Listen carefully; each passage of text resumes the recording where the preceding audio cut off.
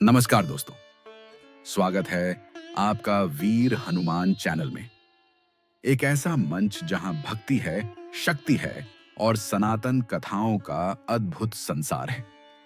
जहां मिलती हैं आपको भक्ति, आस्था और दिव्यता से भरी कहानियां। तो चलिए शुरू करते हैं आज की कथा।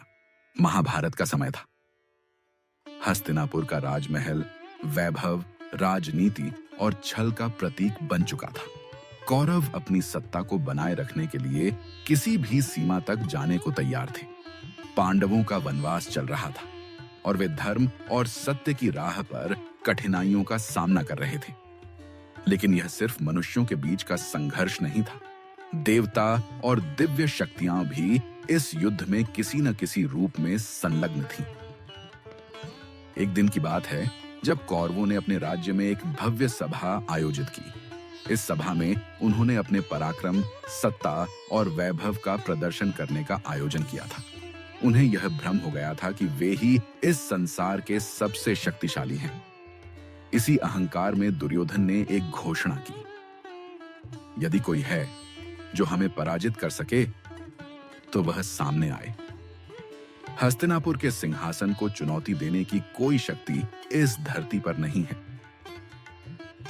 यह बात चारों दिशाओं में फैल गई। स्वर्ग, पाताल और पृथ्वी तीनों लोकों में चर्चा होने लगी कि कौरवों का घमंड अब आकाश को छूने लगा है। देवताओं ने यह समाचार सुना और चिंतित हुए। तब ब्रह्मा जी ने नारद जी को बुलाया और कहा, नारद, यह समय है कि कोई उन्हें उनकी मर्यादा और विनम्रता का पाठ पढ़ाए। नारद जी ने विचार किया और तुरंत हनुमान जी का स्मरण किया। वे जानते थे कि हनुमान जी में शक्ति भी है, भक्ति भी है और विनम्रता का अद्वितीय भाव भी। हनुमान जी को जब यह समाचार मिला तो उन्होंने मुस्कुराते हुए कहा, प्रभु श्री राम का कार्य जहां भी होगा मैं वहां अवश्य जाऊंगा। यदि अधर्म बढ़ता है तो उसे रोका ही जाना चाहिए। हनुमान जी साधारण ब्राह्मण के रूप में हस्तिनापुर पहुंचे। उनकी वाणी में गूंजती हुई शांति और नेत्रों में तेज था। वे सीधे उस सभा में पहुंचे जहां कौरव अपने पराक्रम की डींगे हाँक रहे थे। दुर्योधन, कर्ण, दुःशासन, शकुनी, सबके चेहरों पर अभिमान की रेखाएं स्पष्ट थीं। हनुमान जी ने शांत स्वर में कहा, हे राजाओं, क्या मैं कुछ कह सकता हूं? बड़ी करते तबू कर्ण ने उपेक्षा भाव से कहा, कहो ब्राह्मण, लेकिन ध्यान रहे हमारे समय का अपव्यय न हो। हनुमान जी ने कहा, मैंने सुना है कि आप लोग स्वयं को सबसे बलवान समझते हैं, लेकिन क्या बल का उपयोग दंभ के लिए होता है या धर्म के लिए? आप भूल गए हैं कि अहंकार तो रावण का भी नहीं बचा सका।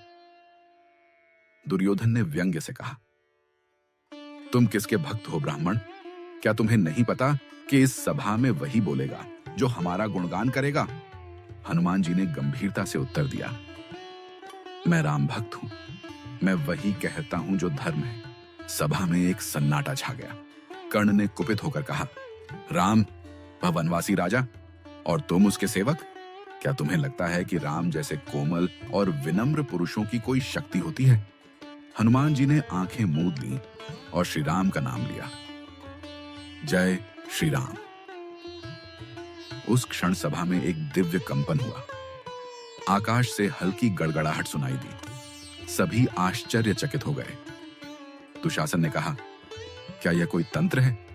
हनुमान जी ने मुस्कुराकर कहा, यह सिर्फ नाम की महिमा है, शक्ति तो अभी प्रकट नहीं हुई है। कौरवों को अब तक यह आभास नहीं था कि वे किससे बात कर रहे हैं।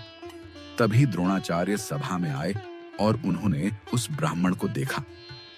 उनके नेत्रों में आश्चर्य झलकने लगा। वे पहचान गए कि यह कोई साधारण ब्राह्मण नहीं, कोई महाशक्ति है। वे आगे बढ़े और कहा, हे महात्मा, आपकी वाणी और दृष्टि में दिव्यता है। क्या आप अपना स्वरूप प्रकट करेंगे? हनुमान जी ने अपनी भक्ति भरी दृष्टि से द्रोणाचार्य को देखा और कहा, जिसने श्री राम का नाम सच्चे भाव से लिया उसके लिए मेरा स्वरूप छुपा नहीं रहता। इतना कहकर उन्होंने अपना विराट रूप प्रकट किया। पूरी सभा कांप उठी। वेदों में वर्णित वानर स्वरूप, विशाल काया, मणिमय गदा, तेज से दीप्त नेत्र, रोमांचित शरीर, हनुमान जी अपने दिव्य स्वरूप में सामने खड़े थे। उनके एक सिंहनाद से सभा की छत तक हिल उठी। दुर्योधन और कर्ण जैसे योद्धा भय से कांपने लगे। तुष्य शासन का चेहरा पीला पड़ गया। शकुनी की चालाकी छिन गई। हनुमान जी ने गदा उठाकर कहा, हे अधर्म के सेवकों, क्या तुम बल पर घमंड करते हो? क्या तुम्हें लगता है कि शक्ति का अर्थ है विनाश? नहीं, शक्ति का अर्थ है सेवा, धर्म और विनम्रता। रावण बलवान था, लेकिन उसके अंत के लिए सिर्फ एक वानर पर्याप्त था। तुम तो फिर भी उसकी छाया भर भी नहीं हो।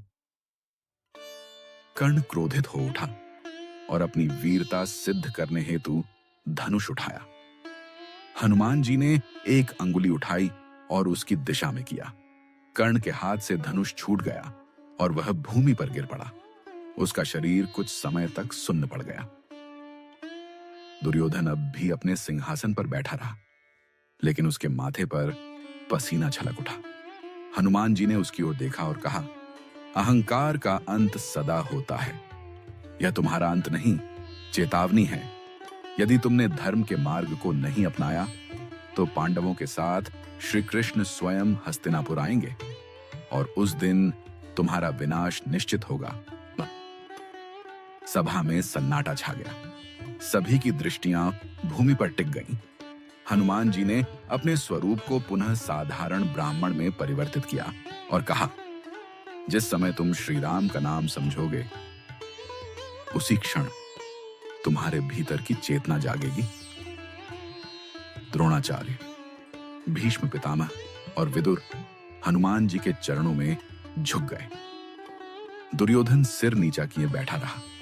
वह जान गया था कि आज उसका सामना किसी असाधारण शक्ति से हुआ है, और यह शक्ति केवल बल की नहीं, भक्ति, विनम्रता और धर्म की भी प्रतिमूर्ति थी। हनुमान जी सभा से उठे और बाहर की ओर चल पड़े। उनका स्वरूप साधारण था, लेकिन पीछे से निकलती दिव्य आभा पूरे हस्तिनापुर को झकझोर रही थी। मार्ग में उन्हें एक वृद्ध ब्राह्मण मिला, जिसने हाथ जोड़कर कहा, हे प्रभु, यह शिक्षा उन तक पहुंची जिनको इसकी सबसे अधिक आवश्यकता थी। हनुमान जी ने मुस्कुराते हुए कहा, जहां अहंकार हो, वहां शिक्षा देना मेरा कर्तव्य है। जब धर्म खतरे में होता है तो राम भक्त उसका रक्षक बनता है। इसके बाद हनुमान जी अंतर्ध्यान हो गए, लेकिन हस्तिनापुर की दीवारें उस सिंहनाद को आज भी याद करती हैं, जब एक वानर ने राजाओं को सच्चे धर्म का पाठ पढ़ाया था।